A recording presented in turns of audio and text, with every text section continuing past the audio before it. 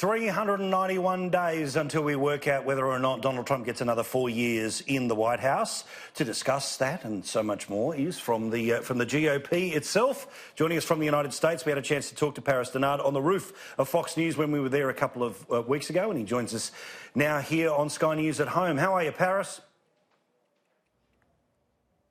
I'm great. How are you? Excellent, mate. Lovely to talk to you. All right, three things I want to raise with you today. Firstly, a court in New York has made a ruling that the president's tax returns will eventually have to be released, or at least can be used to work out whether or not they were used to pay the hush money for the adult stars Stormy Daniels and others. Is this the end of the line for that, or the world of appeals eventually means we're still talking about this in 6 months' time? Oh, to me, there's no doubt that we'll be talking about this issue long into the future, because there's no doubt the president's legal team will continue to appeal this. And I think that they should, because this has already been litigated in the court of public opinion.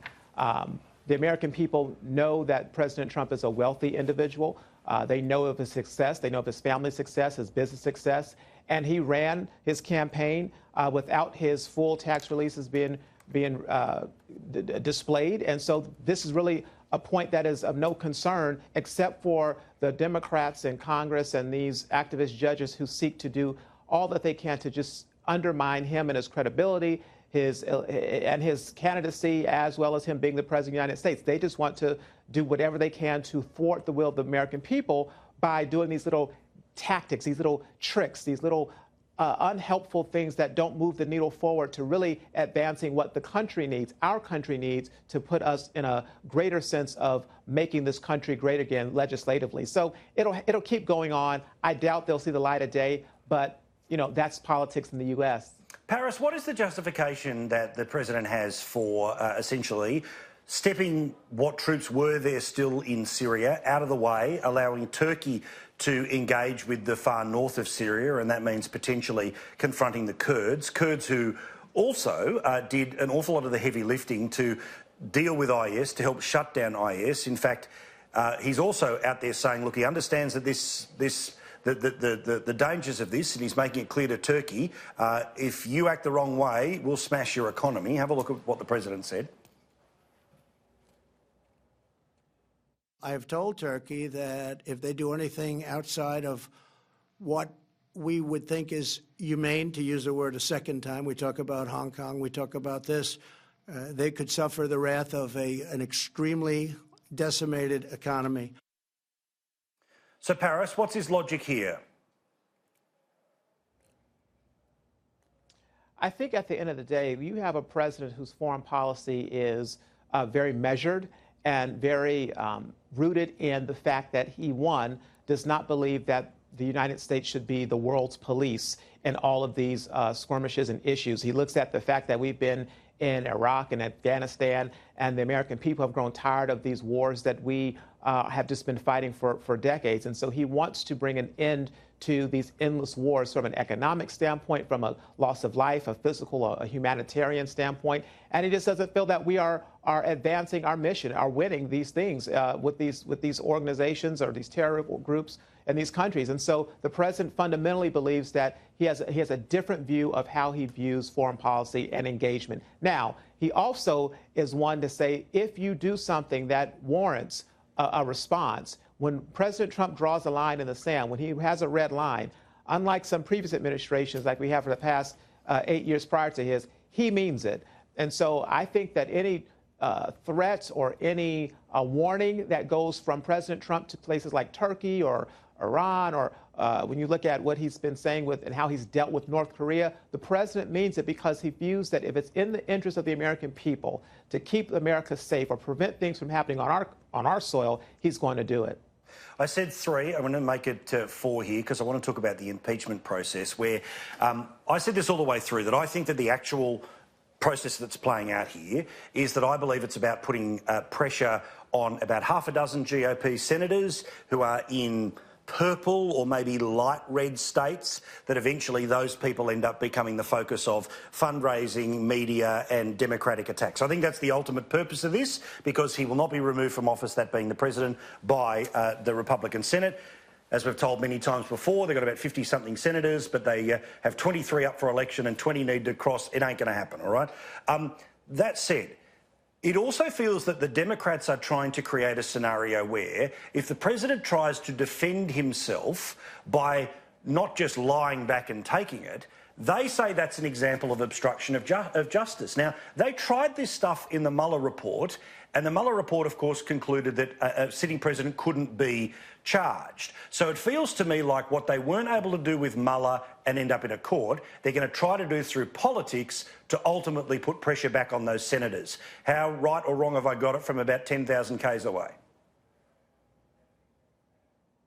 I mean, from 10,000 k's away, you might as well be here because you're spot on, my friend. This is all about politics. This is not about justice. This is not about truth. This is not about facts. This is not about the Constitution. It's not about patriotism. It is simply about politics. And it started back when he announced he was going to run for president, when he ran for president, and when he won the election. They started right then with the Russia hoax, the witch hunt that they had against him. And when that was proven to be something that was made up, and in my opinion, the opinion of many Americans, a witch hunt, they said, well, Russia didn't work, let's try racism. So they started labeling him a racist and tried saying that Charlottesville and all these silly things about him, trying to make him the boogeyman to the black community, calling him a racist. That didn't work. So then they said, let's talk about recession and say the recession's coming, the recession's coming. Then we had the jobs report out for the U.S. said we have the lowest unemployment in history at 3.3%, African-American at 5.5%. So, I mean, it's good for the economy. The economy is great under the Trump inclusive economy right now. So that didn't work. So now they said, let's get him on this Ukraine call. So they issued these impeachment inquiries without even hearing the transcript, reading the transcript, because all they want to do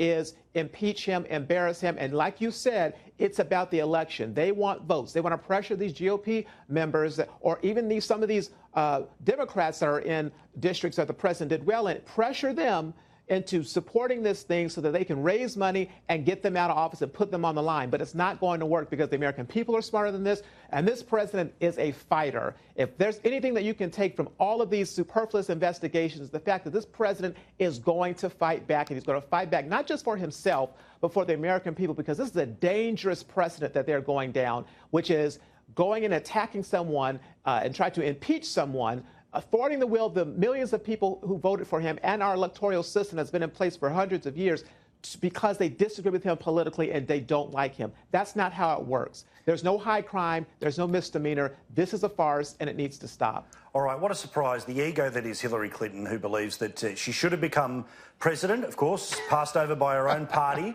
for Barack Obama, passed over by the American people for Donald Trump.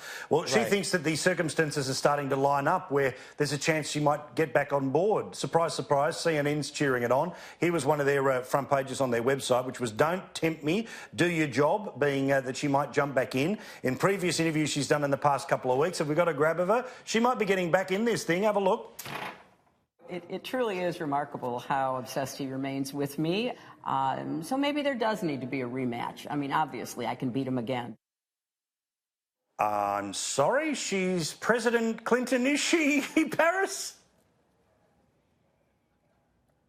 Beat him again. You didn't beat him the first time. As a matter of fact, each time you've run for president, you've lost. And so we're talking about someone who is completely delusional. I mean, it is insane to believe that she can come back. But you know what? That's hubris. That's power.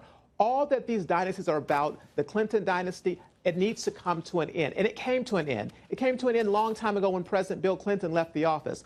Let it go. You're done. The American people have moved on, and they have duly elected Donald Trump to be president, and he's doing a magnificent job, and we are all benefiting from his policies. And so when they say these things, it's because it's more of an indictment on the current Democrat field. If the person who's lost twice is coming back saying, I may have to come out here and lose again because the field is so terrible, that's an indictment on the Democrat Party and their candidates. Correct, and we know how enthusiastic President Obama is for his former vice president, hasn't lifted a tweet, said a word or done anything. They're all trying to get, at the very least, Pocahontas or somebody else on the run.